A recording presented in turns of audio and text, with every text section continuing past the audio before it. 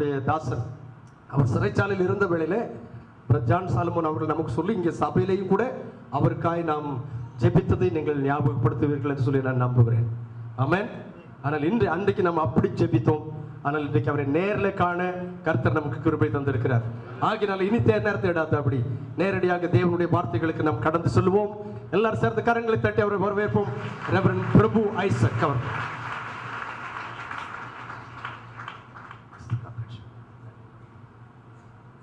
ஹல்லேலூயா. ஆண்டவரும் இரட்சகருமாகிய இயேசு கிறிஸ்துவின் இனிய நாமத்தில் உங்கள் யாவருக்கும் நல்வாழ்த்துக்களை நான் தெரிவித்துக் கொள்ளுகின்றேன். அருமையான பாஸ்டர் பிரதாப் சிங் அவர்களுக்கும் இந்த திருச்சபையின் மூப்பர்களுக்கும் ஒவ்வொரு விசுவாசிகளுக்கும் என் இதயம் கனிந்த நல்வாழ்த்துக்களை இயேசுவின் நாமத்தில் நான் கூறிக்கொள்ளுகின்றேன். இந்த நாளில் உங்களோடு கூட இருப்பதில் நான் பெரும் மகிழ்ச்சி அடைகின்றேன். இது ஆண்டவருடைய சித்தம் என்பதை ஏற்று என் ஆண்டவருக்கு நான் நன்றி படைக்கின்றேன்.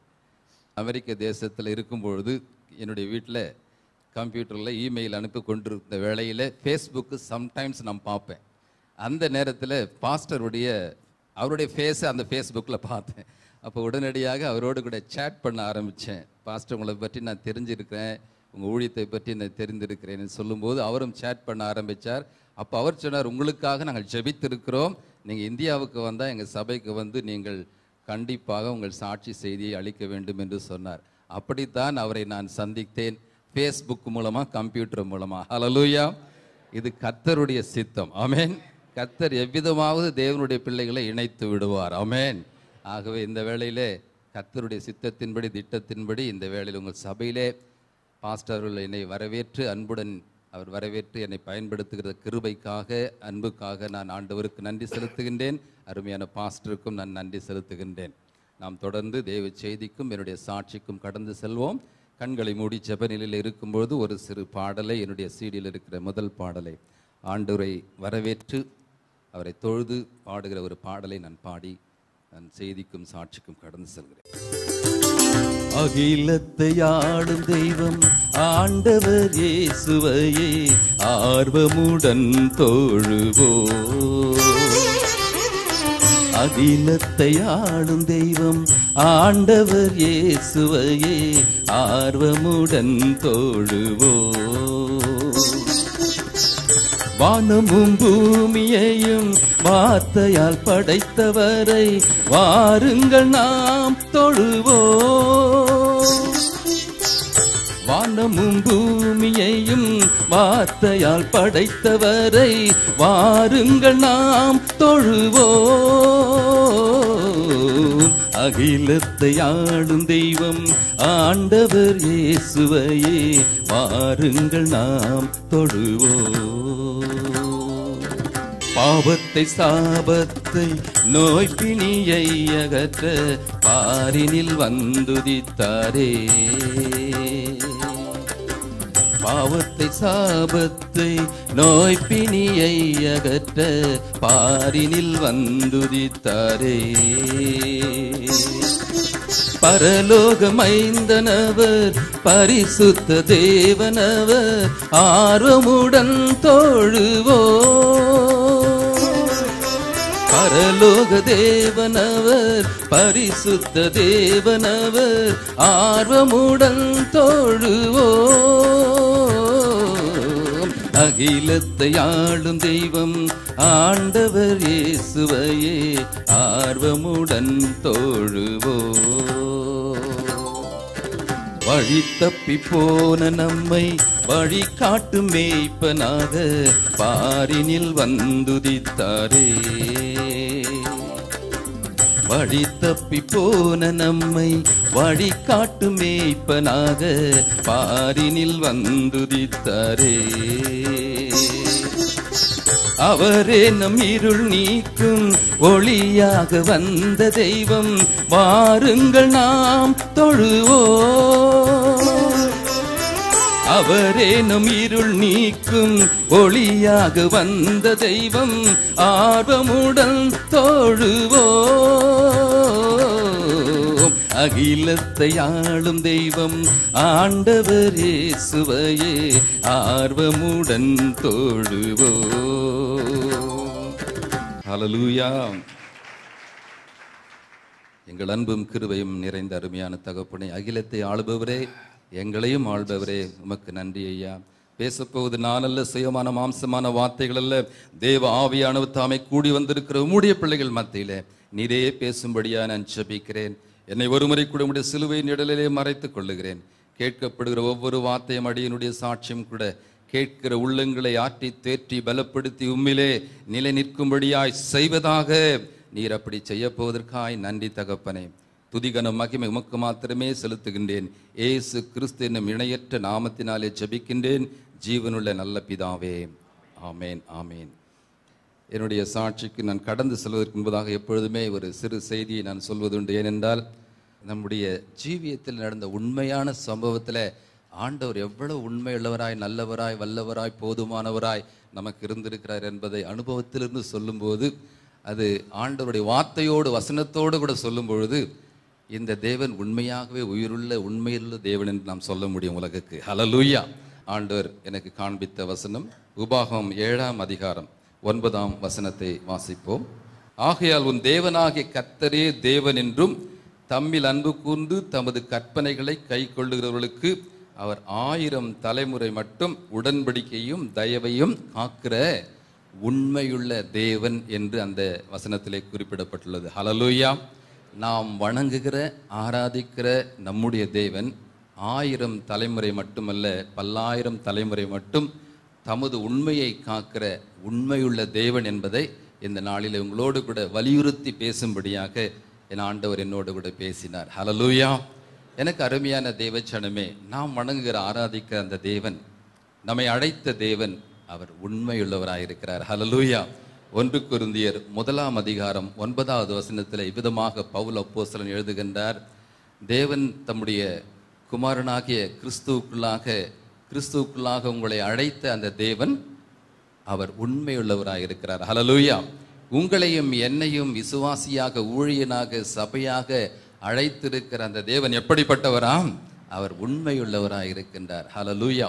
அநேக காரியங்களிலே நாம் ஆண்டவர் நம்முடைய வாழ்க்கையிலே உண்மையாய் இருக்க வேண்டும் என்று சொல்லி எதிர்பார்க்கிறோம். அது நல்லதுதான். அதே வேளையிலே ஆண்டவரும் இந்த நாட்களிலே, கடைசி நாட்களிலே, அவருடைய வருகைக்கு முன்பதாக ஒவ்வொரு விசுவாசியையும், ஒவ்வொரு கிறிஸ்தவனையும், ஒவ்வொரு கிறிஸ்தவ குடும்பத்தையும், ஒவ்வொரு கிறிஸ்தவ பிள்ளைகளையும், கிறிஸ்தவ வாலிபர்களையும், கிறிஸ்தவ சபைகளையும் உண்மை உள்ளவர்களாக நிற்கும்படியாய், கடைசி வரைக்கும் நிற்கும்படியாக அவர் இன்றைக்கு எதிர்பார்த்திருக்கின்றார். ஹல்லேலூயா. ஆகவே இன்றைக்கு அந்த உண்மையுள்ள தேவனை குறித்தும், நாம் எவ்விதமாக ஆண்டவருக்கு கடைசி வரைக்கும் உண்மையுள்ளவர்களாக நிற்க வேண்டும் என்பதை குறித்தும் உங்களோடு கூட நான் செய்தியின் மூலமாக, சாட்சியின் மூலமாக நான் கூற விரும்புகின்றேன். ஆம், எனக்கு அருமையானவர்களே, உண்மை என்ற வார்த்தை ஆங்கிலத்தில் என்ன சொல்லப்படுகிறது என்று சொன்னால் faithfulness என்று நாம் பார்க்கிறோம். The God whom we worship and serve is the God of faithfulness. உண்மை என்ற வார்த்தை தமிழில் நாம் அதிகமாக நாம் நினைக்கிறதெல்லாம், ஒருத்தர் நம்ம பேசும்போது நம்ம சில பேரை கேட்குறோம், ஏய் நீ உண்மையாக சொல்கிறியா பொய்யா சொல்கிறியா அப்படின்னு சொல்கிறோம். அந்த வார்த்தையை தான் நம்ம உண்மைன்னு நினைக்கிறோம். ஆனால் இங்கிலீஷில் ஃபெய்த்ஃபுல்னஸ் என்ற அந்த சொல்லுக்கு என்ன பொருட்கள் என்று சொல்லி டிக்ஷனரியில் பார்த்த பொழுது, loyalty, integrity, sincerity and commitment, covenant with two parties, between two parties. அப்படின்னா நேர்மை, பரிசுத்தம், உத்தமம், உண்மை, கொடுத்த பொறுப்பில், கொடுத்த வாக்குறுதியில், இந்த மாதிரி அக்ரிமெண்ட்டில் நாம் எந்த அளவுக்கு நாம் உண்மையாக, உத்தமமாக, நேர்மையாக, பரிசுத்தமாக நாம் செய்து முடிக்கிறோமோ அந்த காரியம்தான் ஆங்கிலத்திலே ஃபெய்த்ஃபுல்னஸ் என்று சொல்லப்படுகிறது. ஆமென். ஆம், எனக்கு அருமையானவர்களே, கர்த்தர் நமக்கு ஒரு பொறுப்பை கொடுத்திருக்கிறார். உனக்கு கணவன் என்ற பொறுப்பை கொடுத்திருப்பார், உனக்கு மனைவி என்ற பொறுப்பை கொடுத்திருப்பார், உனக்கு பெற்றோர் என்ற பொறுப்பை கொடுத்திருக்கிறார், ஆஃபீஸில் ஒரு மேனேஜராக உனக்கு கொடுத்திருப்பார், சபையில் ஒரு மூப்பராக, ஒரு வாலிபர் கூட்ட தலைவராக, வர்ஷிப் லீடராக, அல்லது அசோசியேட் பாஸ்டராக, ட்ரெஷரராக, அல்லது செக்ரட்டரியாக, எந்த பொறுப்பிலும் ஆண்டவரோ அல்லது மற்ற மனிதர்களோ கொடுக்கும் பொழுது, அது சமூக வாழ்விலும் சரி, ஆவிக்குரிய காரியங்களிலும் சரி, கர்த்தர் கொடுத்த பொறுப்பிலே, கர்த்தர் கொடுத்த கடமையிலே, கர்த்தர் செய்த உடன்படிக்கையில், அவரோடு செய்த உடன்படிக்கையில், அல்லது உலக வாழ்விலும் சரி, நம்முடைய ஆவிக்குரிய காரியங்களும் சரி, நாம் எந்த நிலையிலும் எப்பொழுதும் இடைவிடாமல், இடையிலே எத்தனை போராட்டங்கள், சோதனைகள் வந்தாலும், கஷ்டங்கள், நஷ்டங்கள் வந்தாலும், தடைகள், எதிர்ப்புகள், சோதனைகள், நிந்தைகள், அவமானங்கள் நமக்கு வந்தாலும், கடைசி வரைக்கும் நாம் செய்த ஒப்பந்தத்திலே, நாம் செய்த உடன்படிக்கையிலே, கொடுத்த வாக்குத்தத்தத்திலே, வாக்குறுதியிலே, உடன்படிக்கையிலே இறுதி வரைக்கும் உண்மையாய் உத்தமமாய் செய்து முடிப்பதுதான் உண்மையான ஒரு மனிதனுக்கு அழகாக இருக்கும். ஹல்லேலூயா. அதைத்தான் ஆண்டவர் நம்முடைய ஆவிக்குரிய ஜீவியத்திலும் அவர் எதிர்பார்க்கின்றார். ஆமென். அநேகர் நாம ஆரம்பத்தில் ரட்சிக்கப்பட்ட நாட்களில் நாம் வேதம் வாசிக்கலாம், ஜெபிக்கலாம், நாம் ஊழியம் செய்யலாம், ஊழியத்தில் ஆர்வமாக இருக்கலாம், குதிச்சு நடனமாடி அல்லேலூயா என்று சொல்லி பாடலாம், அபிஷேகத்தில் நிரம்பி வழியலாம், நல்லதுதான். ஆனால் இடையிலே போராட்டங்களும் சோதனைகளும் நஷ்டங்களும் கஷ்டங்களும் வியாதிகளும் வறுமைகளும் வேலையில்லாத திண்டாட்டங்களும் நிந்தைகளும் அவமானங்களும் தனிப்பட்ட வாழ்க்கையிலே, குடும்ப வாழ்க்கையிலே, ஊழியத்தின் பாதையிலே நமக்கு எதிர்நோக்கி வரும்பொழுது அந்த நிலையிலே நாம் எப்படிப்பட்ட உண்மையாக இருக்கிறோம் என்று ஆண்டவர் எதிர்பார்க்கின்றார். ஹல்லேலூயா. எந்த நிலையிலும் ஆரம்பத்திலே கொண்ட விசுவாசத்தை விட்டு நாம் வழுவவே கூடாது. ஹல்லேலூயா. சத்துருவானவன் எந்த விதத்திலும் நம்மை தாக்குவான், விசுவாசிகளை தான் அதிகமாக தாக்குவான். ஏனென்றால் அவனுடைய ராஜ்யத்தை விட்டு தேவனுடைய ராஜ்யத்துக்கு நாம் வந்திருக்கிறோம். ஹல்லேலூயா. அவனுடைய பிள்ளையாய் அடிமைத்தனத்திலே, பழைய வாழ்க்கையிலே, பாவ வாழ்க்கையிலே வாழ்ந்த நம்மை நாம் ஆண்டவருடைய பிள்ளைகளாய் மாறிவிட்ட பிறகு நம்ம தான் அவன் இழுக்க பார்ப்பான். எப்படியாவது இந்த குடும்பத்தில் கலகம் உண்டாக்கணும், சமாதான குலைவை உண்டாக்கணும், பிரச்சனையை உண்டாக்கணும், வறுமையை உண்டாக்கணும், வேலை இல்லாத திண்டாட்டத்தை உண்டாக்கணும், பசி பட்டினி பற்றாக்குறையை உண்டாக்கணும், சபைக்கு விரோதமாக காரியங்களை எழுப்பணும். அப்போதான் இவன் ஆண்டவர் உண்மையான தேவன் இல்லை, ஆண்டவர் கைவிட்டாரு, விலகி விட்டாரு, மறந்துட்டாரு, அழிச்சிட்டாருன்னு சொல்லிட்டு ஆண்டவர் விட்டு பின்வாங்கி விடுவான், என்னுடைய ராஜ்யத்துக்கு மறுபடியும் வந்துடுவான்னு சொல்லி பிசாசு பலவிதங்களிலே நமக்கு சோதனைகளை, விசுவாசிகளுக்கு விசேஷமாய் ஊழியர்களுக்கு, சபைகளுக்கு, உண்மையான ஆவிக்குரிய சபைகளுக்கு போராட்டங்களை கொடுப்பான். ஆனால் என்னுடைய கர்த்தர், நீங்களும் நானும் வணங்குகிற கர்த்தர், அவர் உண்மையுள்ளவராய் இருப்பதனால இறுதி பரியந்த நம்மை கைவிடவே மாட்டார். கரங்களை தட்டுவோம். ஹல்லேலூயா. அவர் உண்மையுள்ளவராய் இருக்கிறார். அவருடைய உண்மை இன்றைக்கு நேற்றைக்கு மாற்றம் இல்லைங்க, நம்முடைய தலைமுறைக்கும் இருக்கும். அவருடைய உண்மையை அவர் பாதுகாத்துக் கொள்கிறவராக இருக்கிறார். அப்படி என்றால் நம்முடைய உண்மையை நாம் எவ்விதமாக பாதுகாத்துக் கொள்ளுகின்றோம்? 2 தீமோத்தேயுல நாம் பார்க்கின்றோம், நாம் உண்மை இல்லாதவர்களாய் இருந்தாலும் ஆண்டவர் உண்மையாக இருக்கிறார். ஹல்லேலூயா. அவர் உண்மையுள்ளவராக இருப்பதனால தான் நாம் எங்க சுகத்தோடு பலத்தோடு அமர்ந்திருக்கிறோம். ஹல்லேலூயா. இல்லாவிட்டால் நம்ம செய்கிற தவறுகளுக்கு, சின்ன சின்ன தவறுகளுக்கு, கரைகளுக்கு, குறைகளுக்கு கூட தண்டனை பழைய ஏற்பாட்டு காலத்தில் கொடுத்தது போல கொடுத்தா நாம் யாருமே உலகத்தில் உயிரோடு இருக்கவே முடியாது. ஹல்லேலூயா. அவர் உண்மையுள்ளவராக இருக்கின்றார். ஹல்லேலூயா. உலகத்தில் கணவன் மனைவிக்கு உண்மையாக இல்லை, மனைவி கணவனுக்கு உண்மையாக இல்லை, ஆஃபீஸில் உண்மை இல்லை, ட்ரெஷரர் உண்மையாக இல்லை, இன்னும் அமெரிக்க நாடுகள், ஐரோப்பிய நாடுகள், கிறிஸ்தவத்தை, சுவிசேஷத்தை நம்ம தேசத்துக்கு கொண்டு வந்த நாடுகள் இன்றைக்கு ஆண்டவர் விட்டு பின்வாங்கி போய் கொண்டிருக்கு. நாங்கள் 5 வருஷம் அமெரிக்காவில் இருக்கிறோம். எனக்கு தெரியும், தேவ பயம் இல்லை, தேவ பக்தியிலே, ஆலயத்திலே ஆட்கள் இல்லை, ஆலயம் கோயில்களாக மாறிக்கொண்டிருக்கிறது, மசூதிகளாக மாறிக்கொண்டிருக்கிறது. வெட்கம் வேதனையோடு கூட நான் சொல்லுகின்றேன், ஆண்டவர் விட்டு பின்வாங்கி போயிருக்கின்ற காலத்தில் அவர்கள் ஆண்டவருக்கு உண்மை இல்லாதவர்களாக இருக்கிறார்கள். ஆனால் இன்றைக்கு இந்த செய்தியின் மூலமாகவும் சாட்சியின் மூலம் உங்களுக்கு நான் சொல்ல வேண்டியது, நாம் எந்த நிலையிலும் எப்பொழுதும் எத்தனை போராட்டங்கள், நிந்தனைகள், அவமானங்கள் பிசாசு நம்முடைய தனிப்பட்ட வாழ்க்கையிலே, குடும்ப வாழ்க்கையிலே, நம்முடைய ஊழியத்திலே கொண்டு வந்தாலும் இறுதி பரியந்தம் நாம் உண்மையாய் இருப்போம். ஹல்லேலூயா. ஏனென்றால் உண்மை உள்ளவனுக்கு கர்த்தர் பரிபூரண ஆசீர்வாதங்களை தருவார். ஹல்லேலூயா. கொஞ்சத்தில் உண்மையுள்ளவனை கர்த்தர் அநேகத்தின் பேரிலே அதிகாரியாய் வைப்பார், வைத்து கொண்டிருக்கிறார். அவர் நிச்சயம் வைப்பார். அருமையானவர்களே, எந்த நிலையிலும் உண்மையிலிருந்து நாம் தவறவே வேண்டாம். ஹல்லேலூயா. மோசே கர்த்தருடைய ஆலயத்தில் எங்கும் உண்மையுள்ளவனாக இருந்தான். ஹல்லேலூயா. அது மாத்திரமல்ல, இயேசுவே பிதாவுக்கு அவர் உண்மையுள்ளவராய் பூமியிலே அவர் மனிதகுமாரனாய் வாழ்ந்து காட்டினார். 5 தாலந்துகள் 2 தாலந்துகள் கொடுக்கப்பட்ட மனிதர்கள் அவர்கள் அப்படியே உண்மையுள்ளவர்களாக இருந்தார்கள். ஈக்குவலாக அவங்களுக்கு ரிவார்டு கிடைச்சது. ஹல்லேலூயா. இதை ஏன் சொல்கிறேன் என்று சொன்னால், எந்த பொறுப்பை கொடுத்தாலும், எந்த நிலையில் இருந்தாலும், இந்த ஆலயத்தை பெருக்கிற ஒரு காரியமா இருந்தாலும் அதில் உண்மையாக இருங்க. கர்த்தர் உங்களை ஆசீர்வதிப்பார். ஹல்லேலூயா. கர்த்தர் உங்களை உயர்த்துவார். அதற்குரிய பலனை நிச்சயமாய் ஆண்டவர் தருவார். ஹல்லேலூயா. மனிதர்கள் தராவிட்டாலும் கூட கனம், கீர்த்தி, புகழ் எல்லாம் என் ஆண்டவர் நிச்சயம் தருவாருங்க. எங்களுக்கு அதை தந்திருக்கிறார், எனக்கு அதை தந்திருக்கிறார். ஏனென்றால் கொஞ்ச நேரத்தில் ஆண்டவரை விட்டு நான் பின்வாங்கி முற்றிலுமாய் மறுதலித்து இருப்பேன் என்னுடைய போராட்டத்தில், என்னுடைய சோதனையின் பாதையிலே, வேதனையின் பாதையிலே. ஆனால் கர்த்தர் எனக்கு ஒரு வார்த்தையை கொடுத்தார், வெளிப்படுத்தின விசேஷம் 2ஆம் அதிகாரம் 10ஆம் வசனத்தை வாசிப்போம். ஆதியும் அந்தமுமானவர் சொல்லுகிறதாவது என்று எழுதப்பட்டிருக்கிறது. அப்படி என்றால் இயேசுவே சொல்லுகிறார், சபையே, விசுவாசியே, நீ படப்போகிற பாடுகளை குறித்து நீ எவ்வளவும் பயப்படாதே. பிசாசான் உன்னை காவலில் போடும் பொருட்டு உன்னை 10 நாள் காவலில் போடுவான். நீ உபத்திரப்படலாம், ஆகிலும் மரண பரியந்தம் உண்மையாயிரு. உண்மையான கிறிஸ்தவனாய், உண்மையான விசுவாசியாய், உண்மையான ஊழியனாய், உண்மையான சபையாய் மரண பரியந்த நீ இருந்தால் மாத்திரமே உனக்கு ஜீவ கிரீடம் நான் தருவேன். ஹல்லேலூயா. அந்த வார்த்தையை என்னுடைய சோதனையின் பாதையிலே முதல் நாளிலே எனக்கு கொடுத்தார். அந்த அவர் கொடுத்த வாக்குதத்தின்படி என்னை உயிரோடு கூட இந்தியாவுக்கு கொண்டு வந்தார். ஹல்லேலூயா. இன்றைக்கு அவர் உண்மையுள்ளவராக இன்றைக்கும் எங்களுடைய வாழ்க்கையிலே அவர் இருந்து கொண்டிருக்கிறார். ஹல்லேலூயா. பாடுகள் மத்தியில், உபத்திரங்கள் மத்தியில் இந்த தேவன் உண்மையான அன்பு கொண்டவர் தானா, உண்மையாக சர்வ வல்லமை கொண்ட தேவனைத்தான் நாம் வணங்கினோமா, ஊழியம் செய்தோமா என்று நான் கேள்வி கேட்ட நேரம் உண்டு. கதறின நாட்கள் உண்டு, வேதனைப்பட்ட நேரம் உண்டு அந்த சிறைச்சாலை பாடுகள் மத்தியிலே. ஆனால் இன்றைக்கு உலகமென்றும் சொல்லுகிற காரியம், என் தேவன் அந்த சிறைச்சாலையின் பாடுகள், உபத்திரவங்கள், கண்ணீரின் பாதையிலே எனக்கும் என் மனைவிக்கு என் பிள்ளைகளுக்கும் அவர் உண்மையுள்ளவராயிருந்தார். ஹல்லேலூயா. உண்மையுள்ளவராயிருந்து என்னை கொண்டு வந்து இன்றைக்கு உண்மையான ஊழியத்தை கொடுத்து செய்ய வைத்திருக்கிறார். எனக்கு அருமையானது, அதைத்தான் நான் சாட்சியாக சொல்லி முடிக்க விரும்புகின்றேன். நான் ஒரு வேலூர் சிஎம்சி ஆஸ்பத்திரியில் எக்ஸ்ரே டெக்னீஷியனாக இருந்தேன். என்னுடைய மனைவி பிஎஸ்சி ஸ்டாஃப் நர்ஸாக இருந்தாங்க. 84ஆம் வருஷம் நாங்கள் சவுதி அரேபியாவில் ஜெட்டா என்ற பட்டணத்தில் ஒரு அரசாங்க மருத்துவமனையில் முதலாவதாக நான் சென்றேன். அடுத்த 85ஆம் வருடம் என்னுடைய மனைவி வந்து சேர்ந்தாள். அரசாங்க மருத்துவமனையிலே நாங்கள் 2 பேருமாக ஒரே ஆஸ்பத்திரியில் ஏறக்குறைய 1 லட்சம் ரூபாய் சம்பளத்தில் அந்த நாட்களிலே மாத சம்பளத்திலே நாங்கள் இருந்தோம். கர்த்தர் ஆசீர்வதித்தார். சவுதி அரேபியா ஒரு பைபிளை கூட கொண்டு போகக்கூடாத ஒரு தேசம். அங்கே ஏர்போர்ட்டில் கண்டுபிடிச்சால் அங்கேயே கிழிச்சு போடுவாங்க, பூட்ஸ் காலில் எட்டி உதைப்பாங்க, பைபிளை குப்பையில் போடுவாங்க.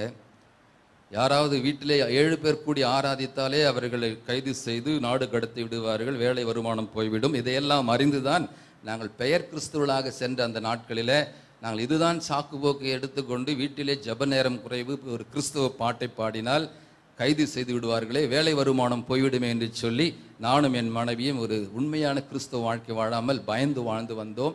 ஆனால் நண்பர்களோடு கூட உல்லாசமாக எங்கும் நாங்கள் பார்ட்டி, ஃப்ரெண்ட்ஸ் என்று, பீச் என்று சுற்றி கொண்டிருப்போம் 3 வருடங்களாக. ஆனால் 87 ஒரு நாகர்கோவிலில் சேர்ந்து தமிழ் நண்பர் சொன்னார், சகோதரனே, என்னுடைய வீட்டில் ஒரு தமிழ் ஜெபக்குழுவாக ஒரு 8 பேரை நாங்கள் அந்தரங்கமாக கூடி ஆராதிக்கிறோம். அந்த நகரத்தில் அநேக இன்டர்நேஷ்னல் ப்ரேயர் ஃபெலோஷிப்ஸ் எல்லாம் உண்டு. அவரவர் வீட்டிலே அவரவர்கள் மொழியிலே அவர்கள் ஆராதனை செய்து வந்திருக்கிறார்கள் அன்றைக்கே. அப்படியாக தமிழ் ஜெபக்குழு ஒன்று இல்லை இந்த நகரத்தில், நீங்களும் நானும் ஆரம்பிக்கலாம் என்று சொன்னார். நான் வேண்டாம் என்று மறுத்தேன். காரணம், இந்த சட்டத்திட்டங்கள் ஆக நான் வந்தது வேலைக்காக, வருமானத்துக்காக, இதை பார்த்துட்டு நம்ம போயிடலாம், இதெல்லாம் வம்பு தும்பெல்லாம் வேண்டாம் அப்படின்னு சொல்லிட்டு நான் அவரை மறுத்தேன். ஆனால் அவர் தொடர்ந்து என்னை வற்புறுத்துதனால அவரோடு கூட நான் சேர்ந்தேன். உண்மையாக நான் ஒப்புக்கொண்டு சேரவில்லை, அவருடைய வற்புறுத்தலினாலே நான் சேர்ந்தேன்.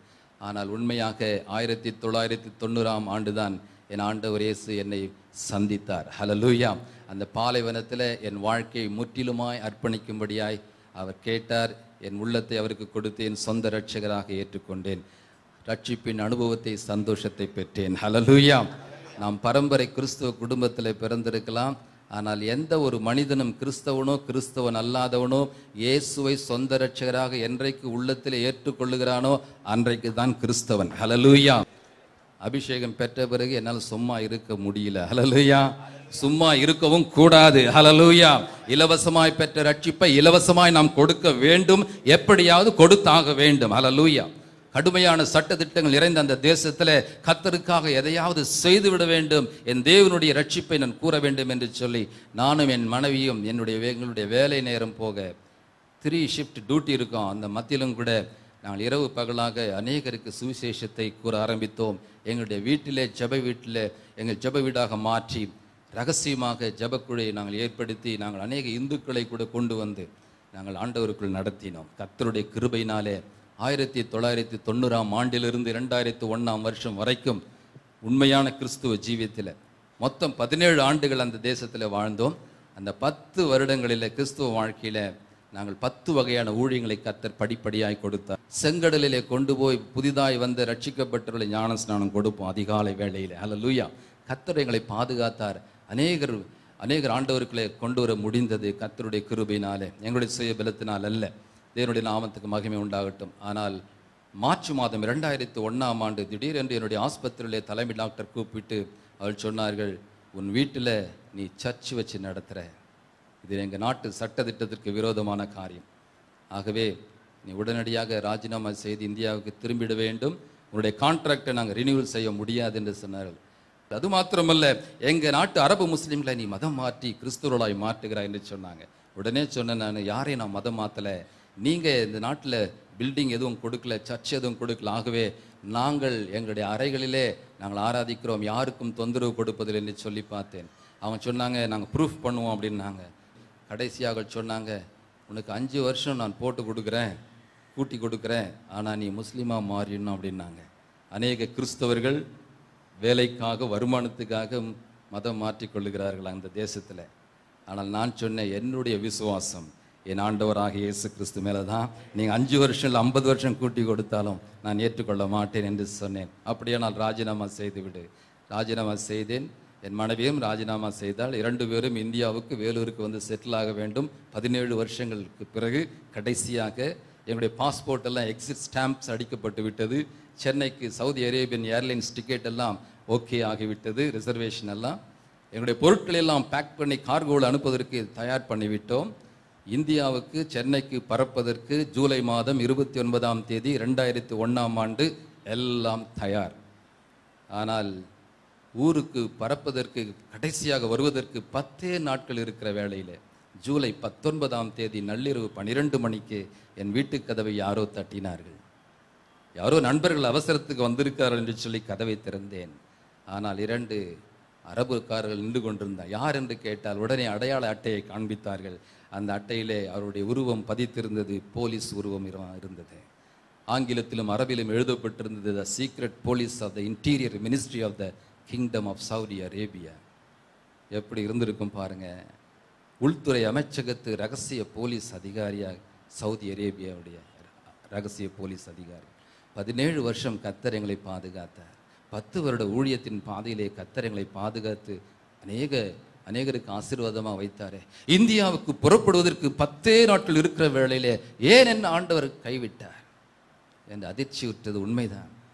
வேறு வழியில்லை. கதவை திறந்து 2 பேர் மாத்திரமல்ல அருமையானவர்களே, இரவு 12 மணியிலிருந்து அதிகாலை 2 மணி வரைக்கும் இன்னும் 13 சிஐடி போலீசார் ஒருவர் பின் ஒருவராக என் வீட்டிற்குள் நுழைய ஆரம்பித்து விட்டார். மொத்தம் 15 போலீசார். எங்கள் பாத்ரூம் கூட விடலைங்க, கிச்சனை கூட விடலை. எல்லாவற்றையும் ஆராய்ந்து அட்டைப்பட்டியிலே போட்டு நிரப்பி கொண்டார்கள். எங்கள் கம்ப்யூட்டர்ஸ் எடுத்துக்கொண்டாங்க. கிறிஸ்டியன் கேசட்ஸ், வீடியோஸ் நாங்கள் வெக்கேஷன் வர டைம்லலாம் கொண்டு போய் காப்பி எடுத்து எங்கள் நண்பர்களுக்கு கொடுப்போம். எல்லாவற்றையும் பார்த்து அவர் அட்டைப்பட்டியிலே போட்டு நிரப்பி கொண்டார்கள். அதே இடத்துல ஒரு அதிகாரி என்னை விசாரிக்க ஆரம்பித்தார். அவர் கேட்டார், இந்த வீட்டுக்கு யார் யார் வருவது? இந்த கிறிஸ்தவ நண்பர்கள் பெயர்கள், முகவரிகள், ஃபோன் நம்பர் எல்லாம் கொடுக்கணும். அது மாத்திரமல்ல, 2 அரபு முஸ்லீம்கள் உங்கள் கூட்டங்களுக்கு வந்திருக்கிறார்கள், அவருடைய பெயர் முகவரிகளை நீ கொடுக்க வேண்டும். அவர்கள் வந்தது உண்மைதான். அவருடைய கதையை நான் எடுத்தால் அது ரொம்ப பெரிய டைம் ஆகும். எதுக்காக சொல்கிறேன்னு சொன்னால், அவங்க எங்கள் கூட்டங்களுக்கு வந்தாங்க. டாக்டர் ஜான் சலமன் வந்தபோது அந்த பெரிய கூட்டம் 1200 பேர் கொண்ட கூட்டத்தை நாங்கள் ரகசியமாக ஒழுங்கு பண்ணினோம். அந்த 2 கூட்டங்களுக்கும் அந்த 2 முஸ்லீம்கள் வந்து ஒருவர் ரட்சிக்கப்பட்டார், ஒருவர் அற்புத சுகம் பெற்றார். ஸோ இந்த 2 அரபுக்காரர்கள் எங்கள் கூட்டங்களுக்கு வந்ததை யாரும் அரசாங்கத்துக்கு தெரிவித்து விட்டார்கள். இந்த பிரபு ஐசக்கு இந்த அரபுக்காரர்களை கிறிஸ்தவர்களாக மாற்றிவிட்டார். அப்படி என்றால் ஒன்று என் தலை வெட்டப்பட வேண்டும், அல்லது பல வருடங்கள் சிறையிலே நான் வாட வேண்டும். இந்த அதிகாரி கேட்கிறார், உங்கள் வீட்டுக்கு வருகிற கிறிஸ்தவ நண்பர்கள் பெயர்கள் முகவரிகள் வேண்டும். அது மாத்திரமல்ல, இந்த 2 அரபுக்காரர்களுடைய பெயர்கள் முகவரிகள் வேண்டும். எனக்கு தெரிந்தால் இந்த 2 அரபுக்காரங்களையும் தலை வெட்டிடுவாங்க. ஆகவே நான் சொன்னேன், எல்லாவற்றுக்கும் நான் தான் என் பொறுப்பு, என்ன வேணுமானாலும் செய்யுங்கன்னு சொன்னேன். அவர் சொன்னார், நீ ஒருவனாக இருந்து எத்தனை காரியங்களை செய்ய முடியுமா? பொய் சொல்லுகிறாய் என்று சொல்லி, எல்லா உண்மைகளையும் சொல்லாவிட்டால் நான் ஒரு காரியத்தை செய்வேன் என்று சொன்னார். என்ன தெரியுமா? உன் மனைவி படுக்கையில் இருக்கிறா இல்லையா, இந்த 15 போலீஸ்காரர்களையும் நான் விடுவேன். இந்த அறையில் நான் சொல்லக்கூடாது. என்ன வேணுமாலும் செய்வாங்க, உன்னை அடித்து நொறுக்குவாங்க, மனைவி பார்த்து கதறணும். இப்போ எல்லா உண்மையும் சொல்கிறியா, இல்லை இது மாதிரி நடக்க விடட்டுமா? ஒரு நிமிடம் நான் அப்படி இதயம் நின்று விட்டது. ஆண்டவரை நோக்கி ஜெபித்தேன், துதித்தேன். ஆண்டவரே, என்ன செய்யட்டும்? இப்போது நான் என் நண்பர்களை காட்டி கொடுப்பதா? இந்த அரபு முஸ்லீம்களை காட்டி கொடுத்து அவங்க தலையை வெட்டிடுவாங்களே. ஆனால் உடனே நான் முடிவு பண்ணிட்டேன், என்ன நடந்தாலும் சரி என் ஆண்டவர் என்னோடு கூட இருக்கிறார். நான் என் நண்பர்களை அந்த அரபு முஸ்லீம்களை காட்டி கொடுக்கவே மாட்டேன்னு சொல்லி முடிவெடுத்தேன். ஆனால் என் உள்ளத்திலே ஆண்டவரை நோக்கி துதித்து கொண்டிருந்தேன். யெகோவா ஈரே, யெகோவா நிசியே, யெகோவா ஷாலோம், யெகோவா ஷம்மா, என்னை காப்பாற்றும், எங்களை காப்பாற்றும் என்று சொல்லி அந்த துதிக்கிற வேளையிலே அந்த அதிகாரிக்கு மேலிடத்திலிருந்து ஒரு செல்போன் கால் உடனே வந்தது. என்ன தெரியுமா? அவன் மேலே நீங்கள் ஒரு கையும், அவன் மனைவி மேலே ஒரு கையை நீங்கள் வைக்கக்கூடாது, அப்படியே ஜெயிலுக்கு கொண்டு வந்து 2 நாட்களிலே இந்தியாவுக்கு ஏற்றி அனுப்ப விட வேண்டும் என்று சொன்னார்கள். துதியின் சத்தம் ஜெயத்தை கொண்டு வரும். கரங்களை தட்டும். ஹல்லேலூயா, ஹல்லேலூயா. கர்த்தரை நான் எக்காலத்திலும் ஸ்தோத்தரிப்பேன், அவருடைய துதி எப்பொழுதும் என் வாயில் இருக்கும் என்று சொல்லி தாவீது சொன்னது போல கஷ்டத்திலும் நஷ்டத்திலும் ஆபத்திலும் நாம் கர்த்தரை தைரியமாய் துதிக்கணுங்க. ஹல்லேலூயா. வியாதி வந்தாலும் துதியுங்க. ஹல்லேலூயா. பிசாசு ஓடி போயிடுவான். ஹல்லேலூயா. இந்த வியாதி கொடுத்து இவனை ஒன்றும் பண்ண முடியாதுன்னு பயந்து ஓடிடுவான் பிசாசு. ஹல்லேலூயா. அப்படியாக கர்த்தருடைய கரம் என் மனிதனுடைய கரம் படாதபடி தடுத்தது துதியின் சத்தத்தினால். ஹல்லேலூயா. அதன் பிறகு உடனே சொன்னாங்க, உன்னை 2 நாளில் ஊருக்கு அனுப்பிடுவோம். எங்கள் மனைவி பார்த்து சொன்னாங்க, நான் ஒன்றும் செய்ய மாட்டேன்னு சொன்னாங்க. சரி என்று சொல்லி நான் என் மனைவி இடத்துல சொல்லிவிட்டு அதே இடத்துல என்னை அரெஸ்ட் பண்ணாங்க. ஜீப்பில் ஏற்றி கொண்டாங்க. 10 பெட்டிகளை இன்னொரு ஜீப்பில் ஏற்றி கொண்டாங்க. என் மனைவி இடத்துல சொன்ன வார்த்தை இன்றைக்கும் எனக்கு ஞாபகம் வருகிறது. கர்த்தர் நம்மோடு கூட இருக்கிறார், அவர் நம்மை விட மாட்டார்னு சொல்லிட்டு தைரியமாயிரு, 2 நாளில் வந்துடுவேன், நம்ம வேலூருக்கு போயிடலான்னு சொன்னேன். சரி என்று நம்பி போய்விட்டால் அங்கே வேலூர் சிறை மாதிரி ஒரு பெரிய சிறை, ஆஃபீஸர் ரூமில் உட்கார வச்சாங்க. ஒரு ஏர் கண்டிஷன் ரூம் போட்டு நம்ம 2 நாளில் அனுப்பிச்சிடுவாங்க நம்மளன்னு நினச்சேன். ஆனால் உடனடியாக ஒரு போலீஸ் அதிகாரி ஓடி வந்து என் 2 கைகளிலும் 2 கால்களிலும் பெரிய இரும்பு சங்கிலிகளை போட்டார்கள். உடனே அதிர்ச்சி, என்ன ஆண்டவரே, 2 நாளில் ஏசி ரூம் கொடுத்து அனுப்பிச்சிடுவாங்கன்னு நினச்சா கையில் காலில் இரும்பு சங்கிலி போட்டாங்களப்பா. உடனே என்னை நானே தேற்றிக்கொண்டேன். 2 நாட்கள் தானே, பரவாயில்லை, அட்ஜஸ்ட் பண்ணிக்கொள்ளலாம் என்று என்னை தானே தேற்றிக்கொண்டேன். உடனே அங்கே இருக்கிற ஒரு சிறையிலே தனி அறையிலே உள்ளே தள்ளினார்கள். 2:30 மணி அதிகாலை. தனி அறை என்று சொன்னால் கண்ணாடி ஜன்னல் இல்லை, காற்று வெளிச்சம் உள்ளே வர வாய்ப்பு கிடையாதுங்க. 6 அடி நீளம், 3 அடி அகலம், 7 அடி உயரம், அவ்வளவுதான். இரும்பு கதவு, 4 அடி திக்னஸ் உள்ள இரும்பு கதவை கொண்டு மூடிவிட்டார்கள். ஒரு மேட்ரஸ் பில்லோ கொடுத்து படுன்னு சொன்னாங்க. படுத்தேன். என்னால் இடதுபுறமோ வலதுபுறமோ திரும்பி படுக்க முடியாது. எழும்பி நின்றால் கொஞ்சம் எழும்புனா தலை முட்டும். ஒரு கொசு உள்ளே நுழைய வாய்ப்பு கிடையாது. அவ்வளவு டைட்டாக ஒரு செத்து போன புணத்தை புதைப்பதற்கு நம்ம சவக்குழி வெட்டுகிறோமோ அது பூமிக்கு மேல் இருந்தால் எந்த அளவுக்கு இருக்குமோ அதே அளவு தான். வெளிச்சம் இல்லை, காற்று இல்லை. உடைந்து போனேன். 17 வருஷம் நான் அழுததே கிடையாது. அந்த தேசத்தை அவ்வளவாய் கர்த்தர் எங்களை ஆசீர்வதித்திருந்தார். முழங்காலிட்டு ஆண்டவரை நோக்கி கதறி அழுது செபிக்க ஆரம்பித்தேன். 10 நாட்கள் இருக்கிற வேளையிலே ஏன் என்னை கைவிட்டீர் ஆண்டவர்? 17 வருஷங்கள் எங்களை காத்தீங்களே, 10 வகையான ஊழியங்களை கொடுத்து இந்த தேசத்தில் வைராக்கியமாக செய்துமே, ஏன் 10 நாட்கள் எல்லாம் தயாராகிவிட்டதே, ஏன் என்னை கைவிட்டீர்? ஏன் இதை அனுமதித்தீர்? நான் அழுத வேளையிலே என் கண்களுக்கு முன்பதாக டெலிவிஷனில் ஃப்ளாஷ் நியூஸ் வர மாதிரி ஆண்டவர் இந்த வெளிப்படுத்தின விசேஷம் 2ஆம் அதிகாரம் 10ஆம் வசனத்தை தான் முதலாவதாக காட்டினார். படப்போகிற பாடுகளை குறித்து நீ எவ்வளவும் பயப்படாத மகனே, பிசாசானவன் உன்னை காவலில் போடும் பொருட்டு உன்னை காவலில் போடுவான், சோதிக்கும் பொருட்டு 10 நாளில் பல நாட்கள் உபத்திரவப்படலாம், ஆகிலும் மரண பரியந்தும் உண்மையாய் இருப்பாயா என்று கேட்டார். ஹல்லேலூயா. இந்த வார்த்தை உண்மையிலே எனக்கு பெரிய உற்சாகத்தை கொடுத்தது. ஆண்டவருக்கு நானும் உற்சாகமாய் வாக்கு உடனே கொடுத்தேன். ஆண்டவரே, என் தலை வெட்டப்படுகிற ஒரு சூழ்நிலை வந்தாலும் முடிவு பரியந்த உண்மையான விசுவாசியாய் ஊழியனாய் நான் உமக்காக நிலை நிற்பேன் என்று சொன்னேன். ஆனால் வாக்கு கொடுப்பது மிகவும் எளிது, ஆனால் கடைபிடிப்பது மிகவும் கஷ்டம். அடுத்த நாளிலிருந்து நடந்த சம்பவங்கள் எல்லாம் நான் கொடுத்த இந்த வாக்குறுதியை உடைக்க ஆரம்பித்து விட்டன. அடுத்த நாளிலிருந்து என் கைகளிலும் கால்களில் இரும்பு சங்கிலிகளை போட்டு அதே வளாகத்தில் இருக்கிற ஒரு 600 மீட்டர் தூரம் இருக்கும் அந்த விசாரணை அறைக்கு என்னை இழுத்து செல்வார்கள். அதிகாரி அங்கே உட்கார்ந்துருப்பார். 1 நாளைக்கு 2 நாளைக்குன்னு தான் நான் நினச்சேன் அவங்க சொன்ன மாதிரி. ஆனால் எனக்கு அருமையானவர்களே, 2 நாட்கள் இல்லை, 21 நாட்கள், ஒரு நாளைக்கு 4 முறையாவது என்னை வெறி நாயை கட்டி இழுப்பது போல அந்த அறைக்கு என்னை இழுத்து செல்வாங்க. இரவு 12 மணிக்கு என்னை தட்டி எழுப்பி என்னை இழுத்து செல்வாங்க. அதே வளாகத்தை 8 அடி உயரமுள்ள மதில் சுவர்கள், AK-47 ரைபிள்ஸ் வைத்துள்ள போலீஸ்காரர்கள், தப்பிக்கவே முடியாது. நான் கிறிஸ்தவன் ஊழியத்தை செய்ததுனால அவமானப்படுத்த வேண்டும் என்று சொல்லி என்னை கட்டி இழுத்து செல்வார்கள். அந்த போலீஸ்காரத்தில் கெஞ்சுவேன், ஐயா என் கைகளில் போட்டிருக்கிற சங்கிலி பரவாயில்லையா, என் கால் தோலை சுற்றி போடாதீங்கயா, என் பேண்ட்டு மேலே போடுங்க துணி மேலேன்னு சொன்னேன். காரணம் என்ன தெரியுமா? அந்த இரும்பு வளையுடைய உட்புறம் கூர்மையாக இருக்கும், ஏறக்குறைய பிளேடு மாதிரி இருக்குங்க.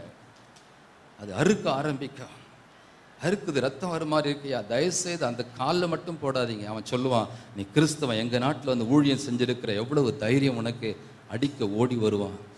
என்ன செய்யட்டும் அருமையானவர்களே, என் மனைவி பார்க்க அனுமதி கிடையாது, என் நண்பர்கள் வர அனுமதி கிடையாது. இப்படியாக ஒரு நாளைக்கு 4 முறை 80 முறைகள் மினிமம் என்னை இழுத்து செல்லும் பொழுது, உண்மையாக சொல்கிறேன், என் புக்கில் எழுதியிருக்கிற நேரம் இல்லாதனால நான் சாட்சி எவ்வளவு சுருக்க முடியும் அவ்வளோ சுருக்க சொல்கிறேன்.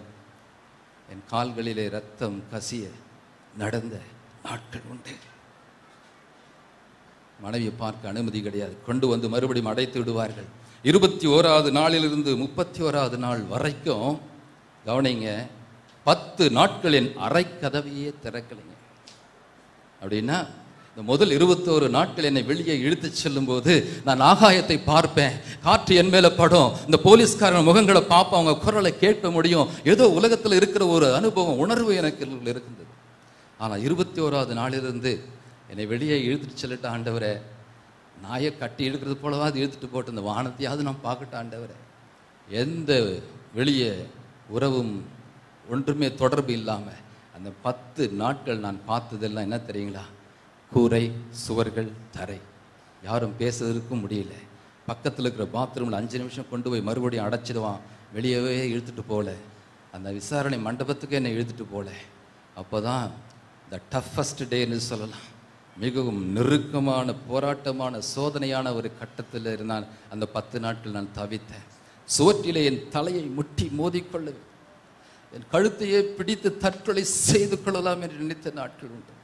என் கர்த்தர் என்னை கைவிட்டார். என் கர்த்தர் உண்மையான தேவன் இல்லை, இயேசு உண்மையான தேவன் இல்லை, என்னை வெறுத்து விட்டார், என் குடும்பத்தை பிரித்து விட்டார், ஊழியம் செய்ததெல்லாம் வீண். அவருடைய விசுவாசத்தில் நிலைத்திருக்க என்னால் முடியல. விசுவாச நம்பிக்கையெல்லாம் தளர ஆரம்பித்து விட்டது. இயேசு என்னை முற்றிலும் கைவிட்டார், இவரை நம்பி ஊழியம் செய்தது எல்லாம் வீண் என்று கதறினேன். ஆனால் இரவிலே ஆண்டவருடைய வார்த்தைகள் என்னோடு கூட பேசினது. ஹல்லேலூயா. ஆண்டவர் சொன்னார், அநேக வாக்குறுதிகளை கொடுத்தார். ஏனென்றால் ஆண்டவர் வாக்குறுதி கொடுப்பதிலே அவர் உண்மையுள்ளவராக இருக்கிறார். ஹல்லேலூயா.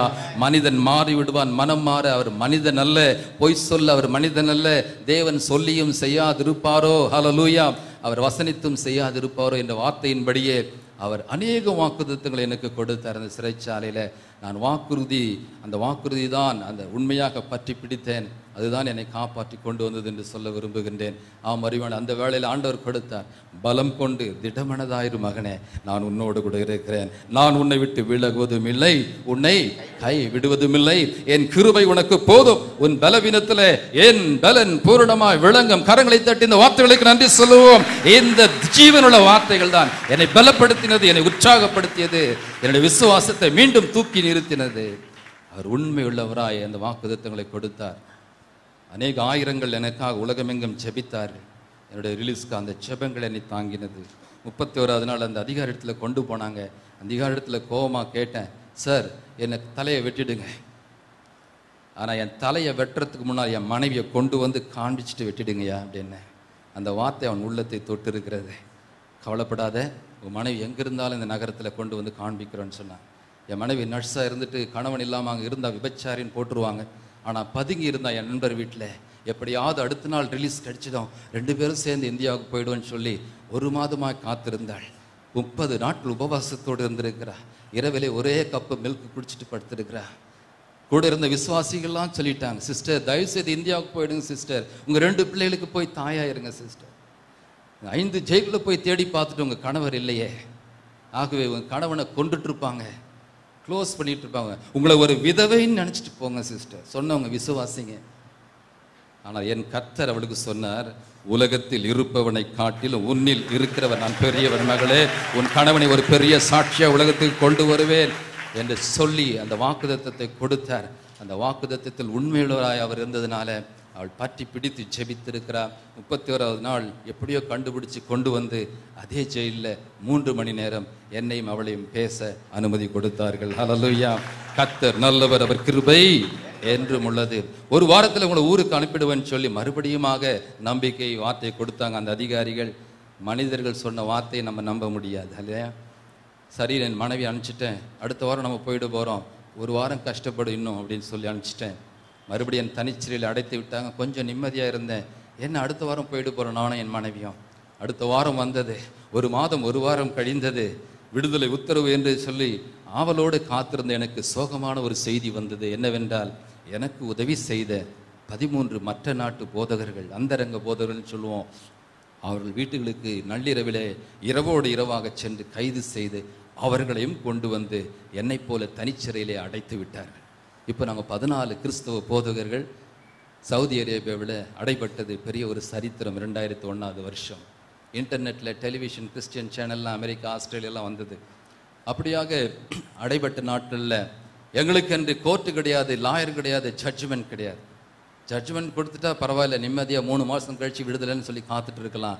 எந்த நாள், எந்த வாரம், எந்த வருஷம் என்ன நடக்கும் தெரியாது. நாட்கள் வாரங்கள் செல்ல ஆரம்பித்து விட்டதுங்க. நொறுக்குதலின் மேல் நொறுக்குதல் வந்தது என்றது போல சோதனையின் மேல் சோதனை, வேதனையின் மேல் வேதனை, பாடுகளின் மேல் பாடுகள். நன்றாய் வசதியாய் வாழ்ந்தபோது தான் அந்த தனிச்சிறையிலிருந்து 2வது சிறைக்கு மாற்றினாங்க. 2வது சிறையில் 6 அறைகள் இருந்தது.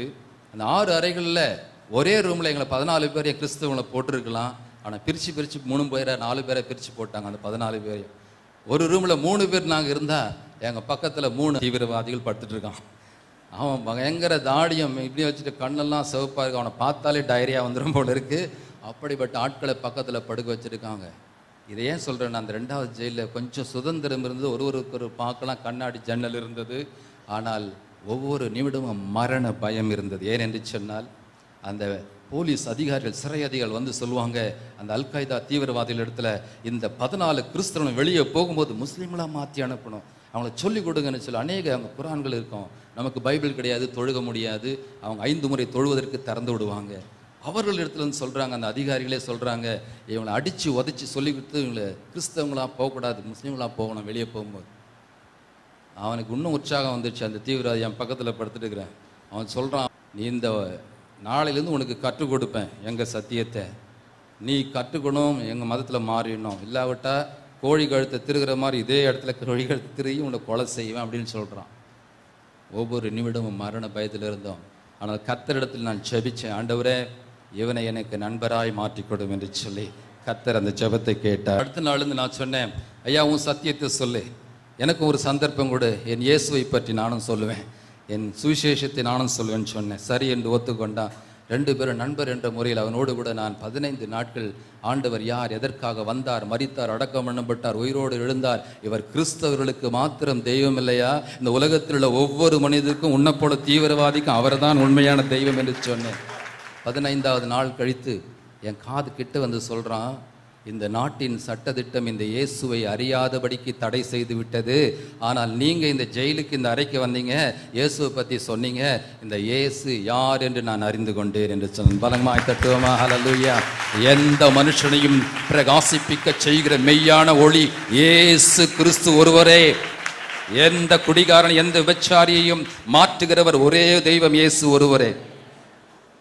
அப்போ ஒரு பக்கம் எனக்கு ரொம்ப சந்தோஷமா இருந்துச்சு. ஹல்லேலூயா, இதுக்கு தான் ஆண்டவர் என்ன ஜெயிலுக்கு அனுப்பிச்சிருக்கிறார் போலகுது. ஹல்லேலூயா.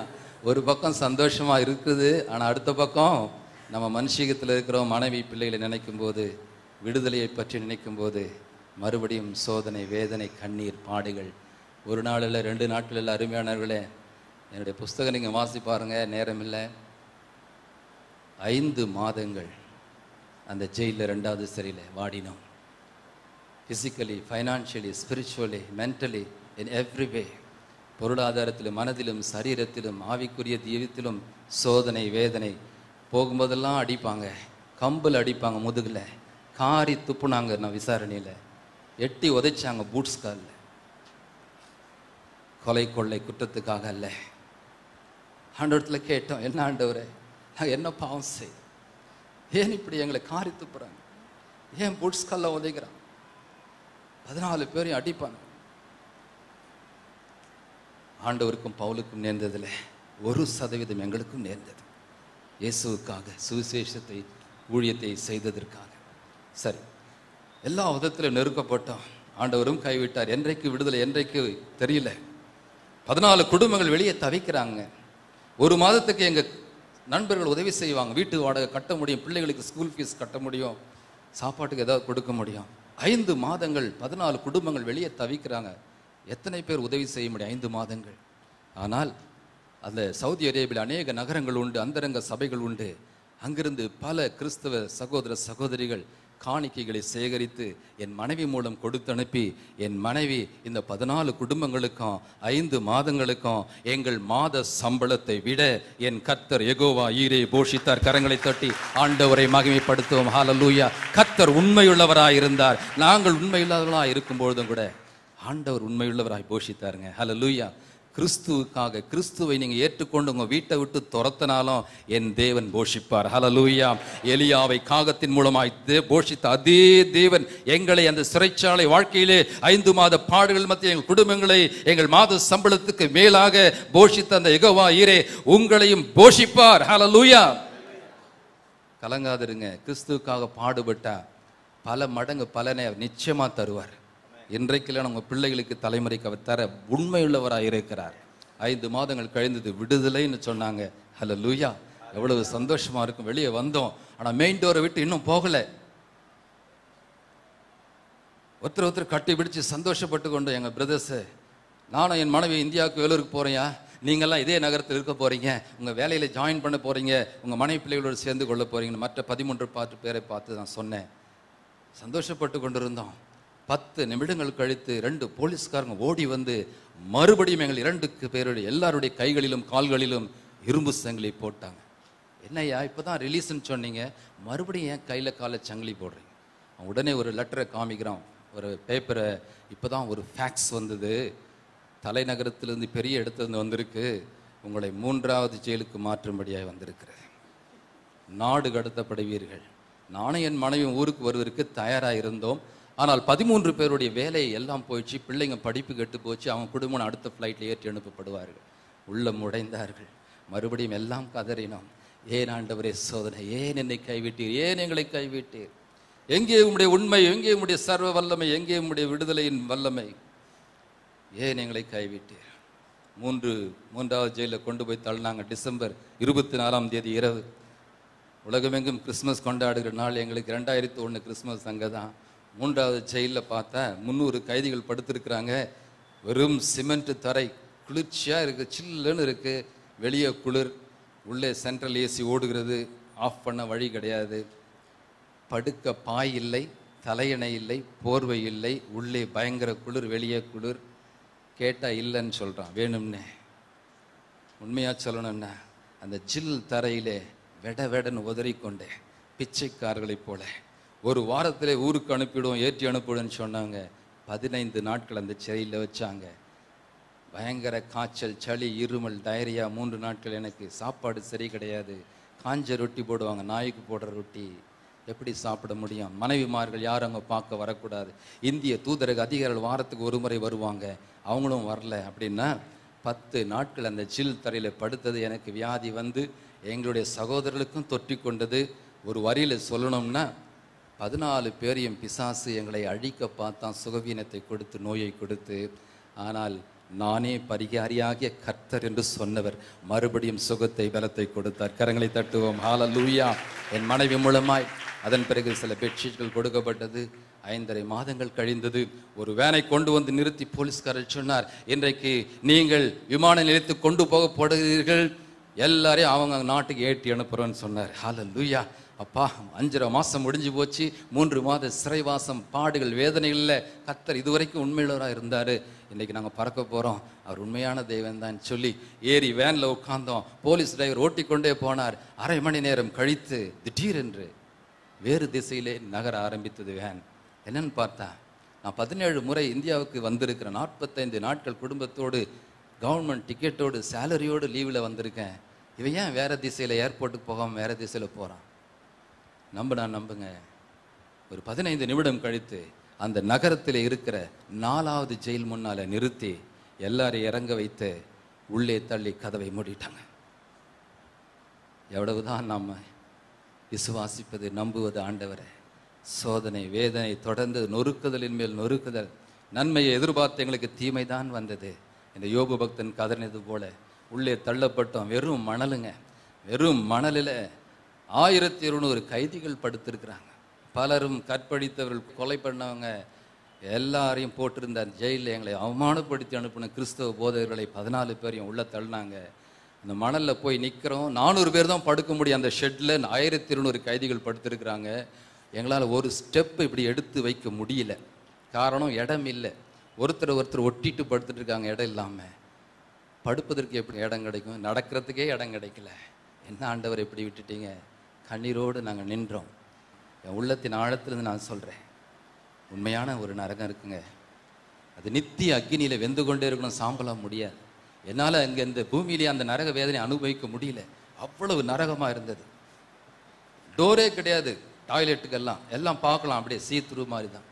3 டாய்லெட், தண்ணி கிடையாது. அப்படியே குவிஞ்சிருக்கும், மழை ஜலம் எல்லாம். உள்ளே போக முடியாது, கால் வைக்க முடியாது. பகலில் பட்டினியாக இருந்தோம். காரணம், சாப்பிட்டா தண்ணி குடிச்சா போகணுமே, தண்ணி இல்லையே. அதற்காக இரவு மாத்திரம் 1 மாதம் நாங்கள் சாப்பிட்டோம். 5 பேர் ஒரே பாத்திரத்தில் சாப்பிட்டோம். 1 லட்சம் ரூபாய் சம்பளம் வாங்கினவன் நான். கர்த்தர் ஏன் இப்படி செஞ்சார்? ஆனால் ஒரு நோக்கம் உண்டு, அனுமதித்தார்.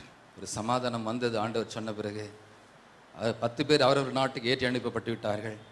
என்னை 11வது ஆளாக 6 மாதங்கள் கழித்து என்னை கொண்டு போய் சென்னைக்கு ஏற்றி அனுப்ப வேண்டும் என்று சொல்லி கைகளிலும் கால்களிலும் இரும்பு சங்கிலை போட்டு ஜீப்பில் ஏற்றி ஏர்போர்ட்டுக்கு கொண்டு போகிறாங்க ராஜமரியாதையோடு. சரி, பரவாயில்ல, இந்த அவமானத்தையும் தாங்கிக்கும், ஊருக்கு போய் சேர்ந்தா போதும், என் ஆண்டவருக்காக நான் சாட்சி சொல்வேன்னு சொல்லி நான் போய் அந்த விமான நிலையத்தில் அந்த இமிக்ரேஷன் கவுண்டர் முன்னால் நிற்கிறேன். அவன் கம்ப்யூட்டரில் பார்த்துட்டு அந்த அதிகாரி சொல்கிறார், போலீஸ் அதிகாரி, இன்றைக்கு நீ இந்தியாவுக்கு பறக்க முடியாது. அப்படியே உள்ளம் உடஞ்சி போச்சு.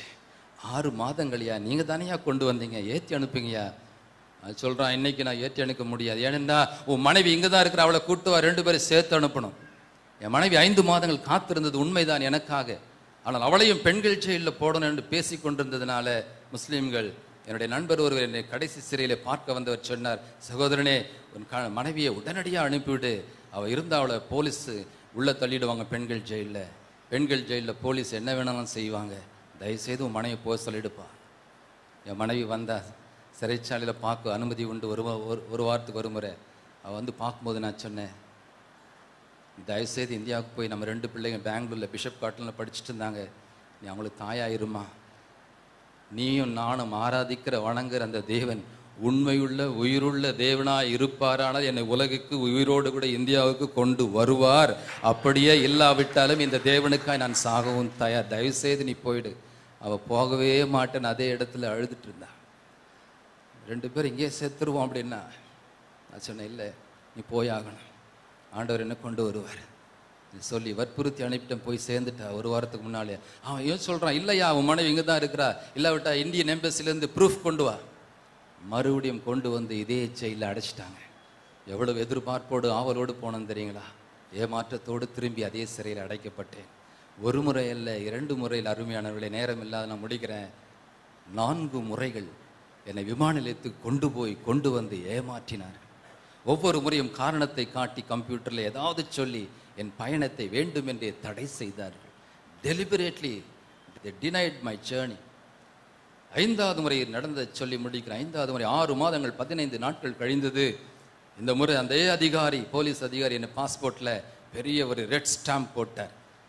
நீ நாடு கடத்தப்பட்டவன், இனிமே சவுதி அரேபியா பக்கம் தலை வைக்கக்கூடாது என்று அர்த்தம். நான் தலை வைக்கவே மாட்டேன், ஆனால் ஒரு நாள் காலை வைப்பேன்னு சொல்லி மனசுக்குள்ளே சொல்லிட்டு வந்தேன். ஹல்லேலூயா. கர்த்தர் அந்த தேசத்தை திறந்தால் நான் செல்வேன். அநேக தீர்க்கதரிசி போதகர்கள் சொல்லியிருக்காங்க, பிரதர், நீங்கள் ஒரு நாள் அந்த தேசத்துக்கு சுவிசேஷம் சொல்ல போவீங்க. ஹல்லேலூயா. ஐ வாண்ட் டு கோ தேர். ஹல்லேலூயா. சரி, அப்படியாக சொல்லிவிட்டு ஒரு பஸ்ஸில் ஏற்றி உட்கார வச்சாங்க. 60 பேர் உட்கார வேண்டிய பஸ்ஸில் நான் ஒருத்த மாத்திரம்தான். என்னை முன்னால் ஒரு போலீஸ் வேன், பின்னால் ஒரு போலீஸ் வேன். அவ்வளோ பெரிய டெரரிஸ்ட் மாதிரி என்ன பத்திரமாக கொண்டு போனாங்க. கொண்டு போய் நிறுத்தினாங்க. சென்னைக்கு புறப்பட வேண்டிய சவுதி அரேபியன் ஏர்லைன்ஸ் தயாராக நிற்கிறது. இரவு 9 மணி. 8:45 மணிக்கு 15 நிமிடத்திற்கு முன்பு என்னுடைய பஸ்ஸை நிறுத்தினாங்க. அந்த பஸ் கண்ணாடி வழியாக இன்னும் உட்காந்துட்டு தான் இருக்கேன் உள்ள. அந்த விமானத்தை பார்த்துட்டேன். உள்ளமெல்லாம் எப்படி இருந்திருக்கான்? உள்ளமெல்லாம் சந்தோஷத்தினால் பொங்கி வழிகிறது. ஆனால் பதற்றமும் இருக்கிறது. ஆண்டவரே, 6 மாதங்கள் 15 நாட்கள் 4 சிறைவாசங்கள், அடி உதை நிந்தனை அவமானம் எல்லாம் உமக்காக பட்டுட்டோம்ப்பா. 4 முறை இந்த தடை செஞ்சிட்டாங்க. 5வது முறை வந்திருக்க விமானத்தையும் பார்த்துட்டேன். எல்லா சென்னைக்கு போகிற குடும்பங்கள்லாம் ஏறிக்கிட்டு இருக்காங்க. எனக்கு கதவை திறக்க சொல்லுங்கப்பா. என் மனைவி பிள்ளைகளை நான் இந்தியாவில் பார்க்கட்டும் உயிரோட. துடித்து கொண்டு ஜெபித்து துதித்து கொண்டே இருந்தேன். 8:50 ஆனது. 10 நிமிடங்கள் தாங்க இருக்குங்க. ஒரு போலீஸ் அதிகாரி அந்த விமானத்துக்குள்ளே ஓடுற ஸ்டெப்ஸில் ஏறி நான் இந்த கண்ணாடி வழியாக பார்க்குறேன். உள்ளே போனவர் ஒரு 3 நிமிடங்களிலே வெளியே வந்தார். இப்போ time 8:55. only 5 minutes for the flight to take off. 5 நிமிடங்கள் தாங்க இருக்கு. கதவை அடைக்க போகிறாங்க. விமானம் புறப்பட போகுது. இதயம் துடிக்குது. ஆண்டவரே, இந்த முறை தடை வரக்கூடாது ஆண்டவரே. கதவை மூட போகிறாங்க. சீக்கிரம் திறக்க சொல்லுங்க ஆண்டவரேன்னு சொல்லி ஜெபிச்சு கொண்டிருக்கிறேன். உள்ளே போன அதிகாரி வெளியே வந்தாருங்க. அந்த விமானத்தின் உச்சியில் நின்று கொண்டு கீழே இருக்கிற என் டிரைவருக்கு கைகளினால் சைகை காட்டுறாரு. எப்படி தெரியுமா காட்டினாரு?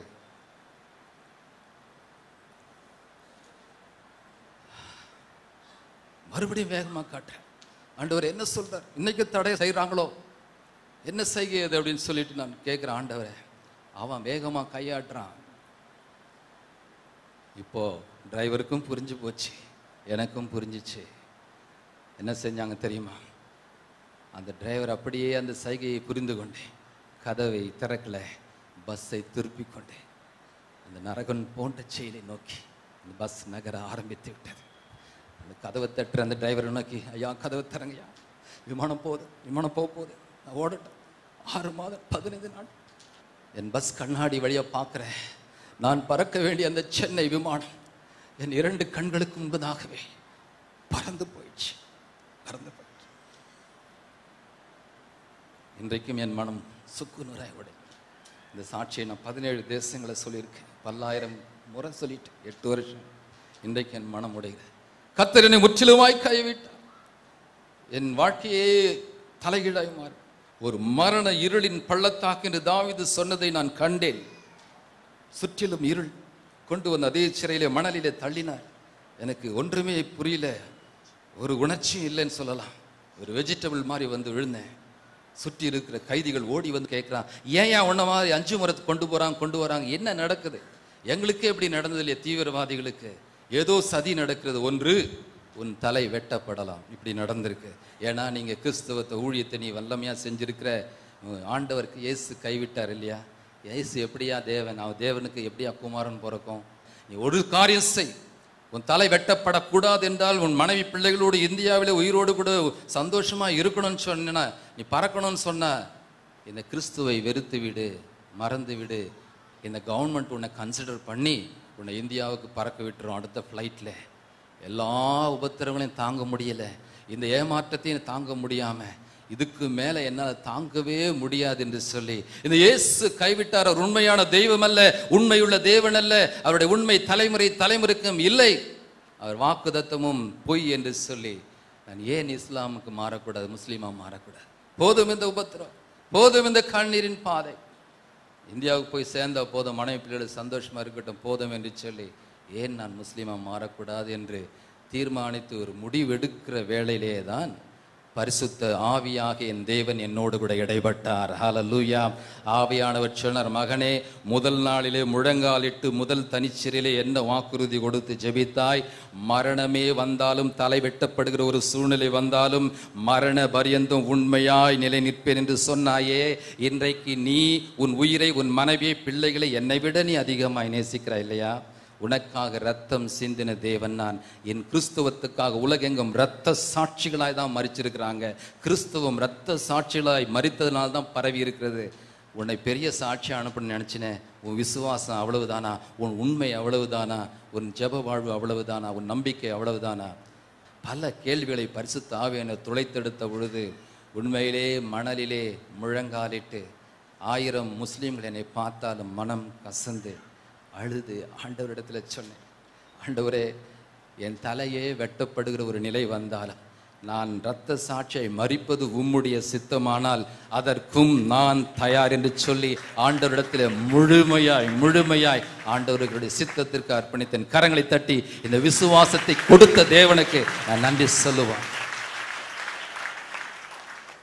ஒரே ஒரு ஜெபத்தை பண்ண, ஆண்டவரே நீர் உண்மையுள்ள தேவன் என்று சொன்னார். வாக்குதான் மாறாத உண்மையுள்ள தேவன் என்று சொன்னார். நீர் சொன்னீரே, பயப்படாதே, கலங்காதே, திகையாதே, நான் உன்னோட கூட இருக்கிறேன், உன்னை கைவிடுதலை, உன்னை விட்டு விலகுன்னு சொன்னீங்களே. மலைகள் விலகினாலும் பர்வதங்கள் நிலை பெயர்ந்தா என் கிருபை உன்னை விட்டு விலகாது, என் உடன்படிக்கை உன்னை விட்டு நிலை பெயரான்னு சொன்னீங்களே. அந்த வாக்குதத்தை உண்மையானால், நீ உண்மையுள்ள தேவனாக இருந்தால் நானும் உண்மையாக இருப்பேன். என்னை கொண்டு போவீரானால் உயிரோடு கூட இந்தியாவில் மாத்திரமல்ல உலகமெங்கும் இந்த சாட்சியை சொல்லி தான் என் மூச்சு அடங்கும் என்று சொல்லி ஆண்டவரத்தில் ஒரு பொருத்தனை பண்ணி ஜெபித்தேன். ஆண்டவர் அந்த ஜெபத்தை கேட்டார். ஹல்லேலூயா. 6வது முறை ஒரு சின்ன தடை வந்தது, கேன்சல் பண்ணாங்க, ரிசர்வேஷன் பண்ணி. 7வது முறை, 7 என்றால் பரிபூரணம். ஹல்லேலூயா. 7வது முறை பிப்ரவரி மாதம் 7ஆம் தேதி 2002ஆம் வருஷம் 204 நாட்கள் கழித்து என்னை விமானத்திலே ஏற்றி உட்கார வைத்தார்கள். ஹல்லேலூயா. இருங்க உட்கார தான் வச்சாங்க. அப்போ கூட பக்குன்னு அடிச்சுக்கிச்சு. இவனுங்க ஏத்தனவனுங்க இறக்குனாலும் இறக்கிடுவானுங்க, அப்படிப்பட்டவனுங்க அவனுங்க. ஆனால் நம் ஆண்டவராகிய இயேசுடைய அளவற்ற அன்பினாலும் கிருபையினாலும் அநேக ஆயிரங்களுடைய கண்ணீர் உபவாச ஜெபத்தினாலும் உங்களை போன்றவர்கள் எனக்காக ஜெபித்ததினாலும் கர்த்தர் பிப்ரவரி மாதம் 8ஆம் தேதி 2002ஆம் ஆண்டு 204 நாட்கள் சிறைவாசத்தை, வேதனை பாதையை, கண்ணீரின் பாதையை கடந்து மீனம்பாக்கம் சென்னை விமான நிலையத்திலே என் இந்திய தாய்மண்ணிலே காலை பதிக்கும்படியாய் என் கர்த்தர் செய்தார். கரங்களை பலமாய் தட்டி என் உண்மையுள்ள தேவனுக்கு, உயிருள்ள தேவனுக்கு, வாக்கு மாறாத தேவனுக்கு, உடன்படிக்கையின் தேவனுக்கு நன்றி சொல்லுவோம்.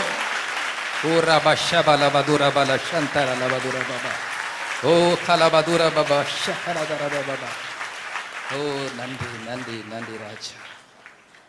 அவர் வாக்கு மாறலைங்க. ஹல்லேலூயா. என்னை கைவிடலை, என் குடும்பத்தை கைவிடலை. வெளியே வந்தேன், என் மனைவி பிள்ளைகளை பார்த்தேன். அந்த நாளை என்னைக்கும் மறக்க முடியல. என் தேவன் என்னை கைவிடலை. அந்த தேவன் உங்களை கைவிட மாட்டாருங்க. கரங்களை தட்டுங்க. அந்த தேவன் உங்களை விட்டு விலக மாட்டார். என்னையும் என் குடும்பத்தையும் விட்டு விலகாதவர், கைவிடாதவர், எங்களை மறக்காதவர், எங்களை உள்ளங்கையில் என்னை வரைந்தவர், என் மதில்களை எப்பொழுதும் அவர் கண் முன்னாலே வைத்திருப்பவர், எங்களை மறக்கல, எங்களை கைவிடல. உங்களையும் அதே தெய்வம் அவர் மறக்கவே மாட்டார். India, a land rich in colors, is the second largest democracy in the world. With over 6 billion people, it is also the world's second most populated country. In Chennai alone, the capital of the state of Tamil Nadu, there are over 4 million people. It is in this South Indian state, Voice of the Solid Rock Ministries has its foundation. In a land dominated by idolatry, God has chosen His servants to carry the light of the gospel to those lost in darkness. Pastor Prabhu Isaac and Voice of the Solid Rock Ministries are committed to do the same. Born and raised in Vellore, Pastor Prabhu Isaac, the founder of this Christian and charitable organization, was a radiographer in the medical profession. He worked for the Ministry of Health Hospital in Jeddah, Saudi Arabia from 1984 to 2001. During that period, the Lord met with him. Very soon, Pastor Prabhu surrendered his life to Christ and received personal salvation. His new life in Christ emboldened him to start secret underground Christian activities even in that restricted nation of Saudi Arabia. From 1990, he continued his work for the glory of God under the banner Voice of the Solid Rock Ministry. On 19th July 2001, the secret police of the Saudi government arrested him. He was imprisoned and persecuted in the Saudi jail for 204 days. But by the grace of God and earnest prayers of our worldwide believers, he was released and deported to India on the 7th of February 2002. Since then, for the past 7 years, Pastor Prabhu Isaac is serving the Lord along with his family through his testimony and the message of the gospel of Jesus Christ in India and in many countries around the world. His gift of singing has long instilled the desire to lead people in worship before every testimony and message. Worship is a Levitical ministry that takes us into the very sanctuary where God dwells. Keeping this in mind, Voice of the Solid Rock has special worship services encouraging the young and the old to draw near to God. A huge part of Voice of the Solid Rock ministry is the village outreach, covering several villages near Vellore and in the nearby state of Andhra Pradesh. Jesus is being proclaimed to the people everywhere. With the help of our outreach and evangelism staff, the good news is taken to every house and every soul, even to such remote villages like Nararipet near Ramapuram in Andhra Pradesh, where the villagers live deep in the interiors, mostly near quarries.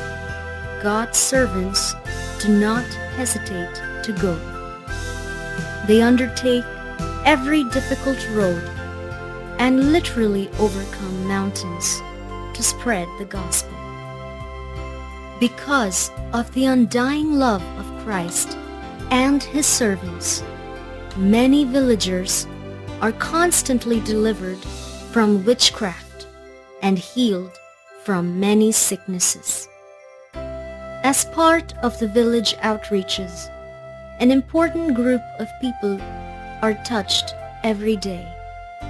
The children and youth, who are the future of India, are taught and encouraged to grow in a personal relationship with Christ through Christian songs and Bible stories.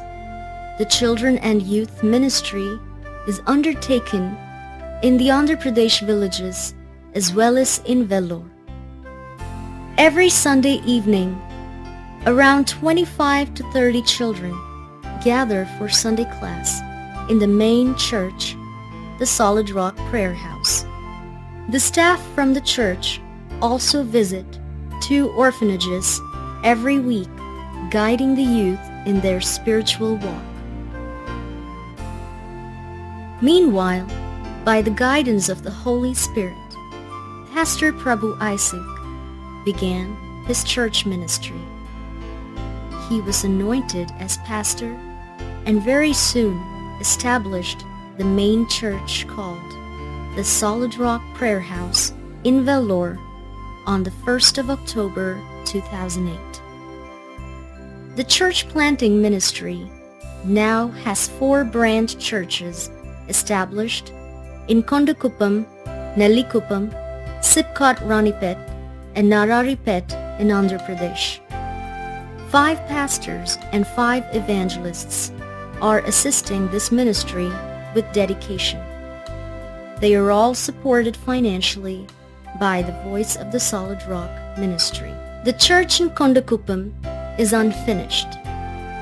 The walls and roof have to be built. Around 20 families attend this church. The Nellikuppam church needs a sheet for a ceiling. The church has to be extended. In the same grounds, the ministry has a vision to build a school and orphanage in the very near future. In the village of Periyapudur, Voice of the Solid Rock Ministries had bought a land to plant a church. However, because of stiff opposition from influential Hindus of that village, the work has been stopped temporarily. We are praying and hoping that very soon God will open the doors for us to build a church there. We covet your prayers for the same. As the churches began to grow, many from the villages were saved, and so far more than 20 have taken water baptisms at the main church, publicly testifying to their new faith in Jesus Christ. But it is not without its problems and opposition. Medical camps are conducted in these remote villages for the poor people. Many receive free treatments, and so far a number of them from these villages have also received free eye operations. But the purpose of the ministry does not stop there. At the end of the medical camps, gospel meetings are conducted in the same village to spread the good news of Jesus Christ among them. Under the Vellore ministry, around 30 widows are also supported by Voice of the Solid Rock. Voice of the Solid Rock also extends educational support to many poor children. Pastor Prabhu Isaac and his wife are now settled in the city of Pittsburgh, Pennsylvania, in United States of America. Mrs. Susila Prabhu has undertaken the call to start a small fellowship under Voice of the Solid Rock Ministries banner. Today, the Solid Rock Prayer Fellowship in Pittsburgh has 10 families attending regularly. And every year, Voice of the Solid Rock also conducts annual crusades with special speakers coming from all over the world. God has taken Pastor Prabhu Isaac to several countries in order to spread the good news of Jesus Christ. Pastor Prabhu Isaac has been to Switzerland, France, Germany, Canada, and even some Middle East countries. Pastor Prabhu Isaac's books about his experiences in the Saudi Arabian prisons are released in English as well as in Tamil. These books have touched, challenged, encouraged thousands of people around the globe. Pastor Prabhu Isaac has released 3 audio albums and 2 DVD albums. The songs, written and composed by him out of his experiences in prison, have touched and blessed every soul that has listened to the songs. The messages and songs are now telecast regularly through Salvation TV from India and Holy God TV from France. Many who have seen these songs and heard his messages around the world have been blessed. We thank every one of you for your prayers. Since the ministry continues to grow, we require more of your prayers and support. You can partner with us and send your support or contact us at the following addresses. Our address in India, number 13, C.M. John Street, Second Cross, Sengutai, Katpadi, Vellore, 63207, Tamil Nadu, India. Our address in United States of America, number 344, Apartment 1A, Oakville Drive, Pittsburgh, PA, zip code 15220. Thank you for your prayers once again, and God bless you. Amen.